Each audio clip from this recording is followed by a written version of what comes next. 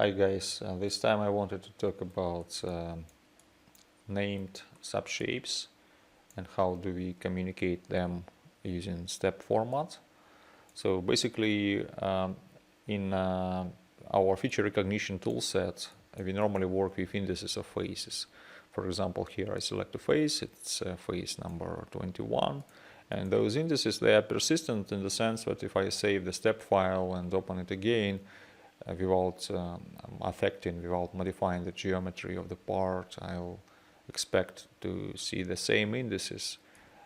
The problem is that between CAD systems the indices might differ, because basically, for example, here I have a hole which is modeled with fully periodic cylinder, as you can see, like it's a full cylinder highlighted here. You can also see it like here in the U parameter we have 6.28, which is essentially 2 pi. And if I open up this same model in CATIA, for example, then this cylinder will be like represented in 2 half cylinders. So this is what you can see in CATIA. You see that when I highlight the face of the same hole of the same feature, and basically only half of the hole is selected. Then the same step file is imported to OpenCascade. The topology of the part is different because those faces, they are not essentially maximized, but there is no restriction that they have to be like half cylinders or half periodic surfaces. That is what making those persistent IDs persistent only in the perimeter of one specific geometric kernel.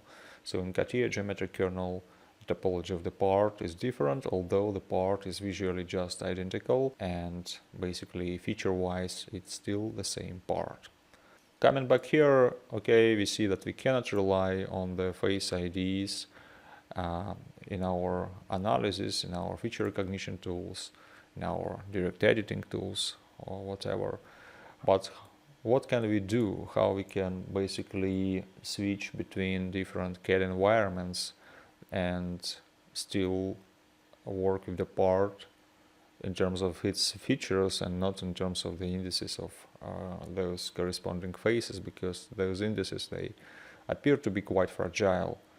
So for example, in SolidWorks I have this little clump here, it's a sheet metal part, and what we can do in SolidWorks is we can associate attributes with faces. Like I can set a face property over here saying, okay, I have a name for this face, which is wall inner in this particular case.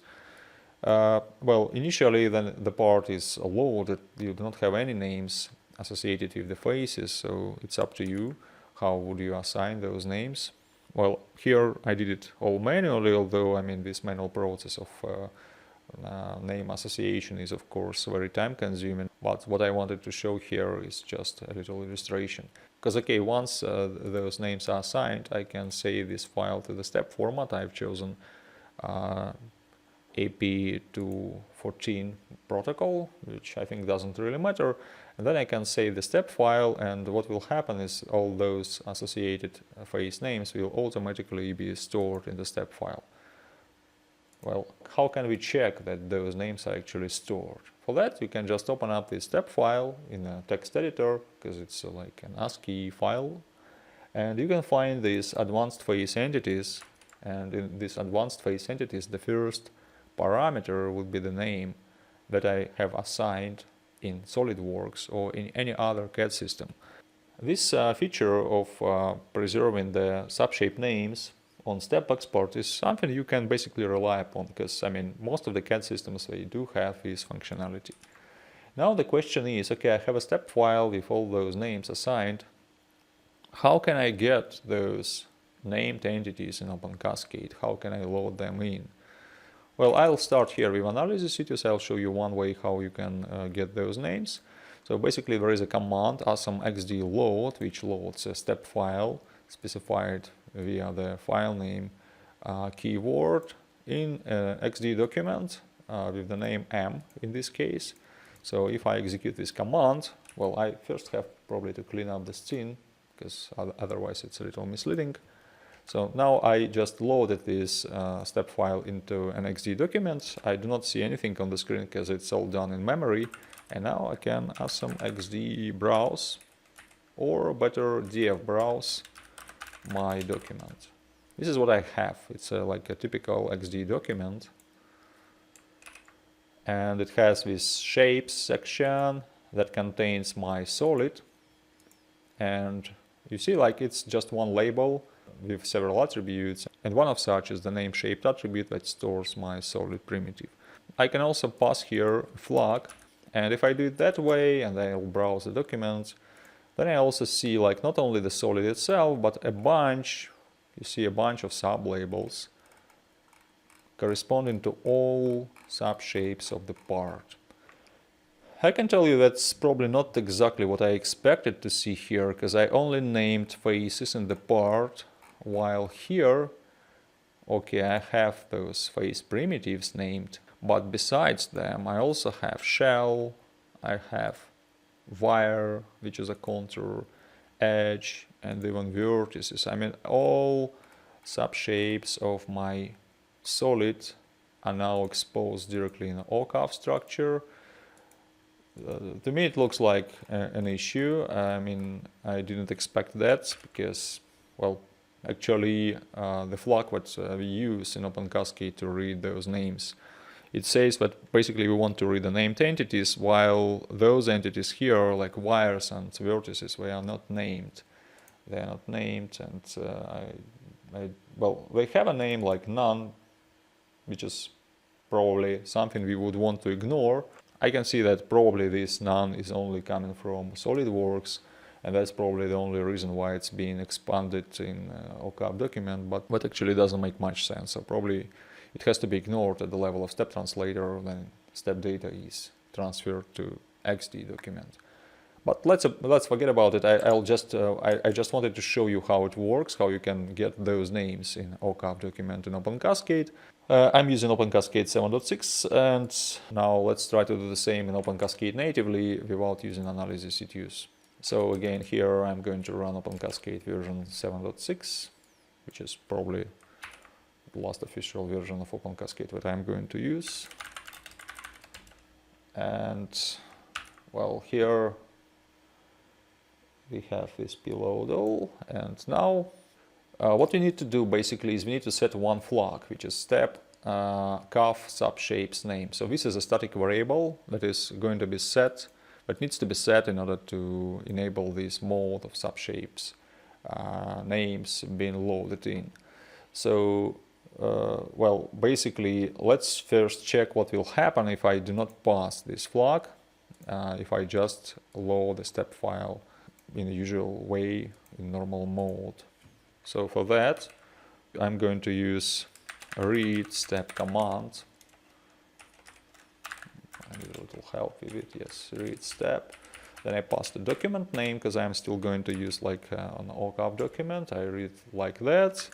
What is D? D should be like a document, and then I can say like df browse D, and this is a little object browser that tells me what is the structure of my document. So here we see, okay, there is a shape section because it's a normal XD document. Then we have this AZV clumped named faces solid. And that's basically it. We have a solid and we don't have any metadata corresponding to the subshapes, to their names whatsoever.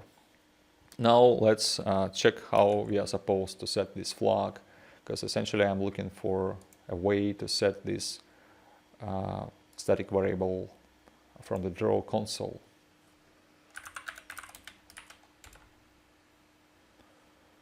So you can see that if I give this param a read, a step caf subshapes name and draw, then it gives me back like this actual status of static parameter typed value. This is the name of the variable, and then the type is, well, actually it's enum. It's essentially just a boolean number like on and off, and current value is off. So basically to modify it gives me a hint. If I want to modify this variable, then I have to specify like the value after the parameter name. So I do the same, but I say now 1. The new demanded value is 1. And let me then repeat the experiment. So I'll probably use a different document like D2 to read the same step file. And now I can also df browse this time D2. And this is what I get. You see, like now, instead of having just one solid, I also have a shell named with this weird none name, then my faces, thickness, etc. So you can see that this experiment is doable also, at least in OpenCascade 7.6. And then the question is, how do we actually use this information? Because this information is stored not in the shape itself. This metadata is usual in OpenCascade, is stored somewhere near the shape.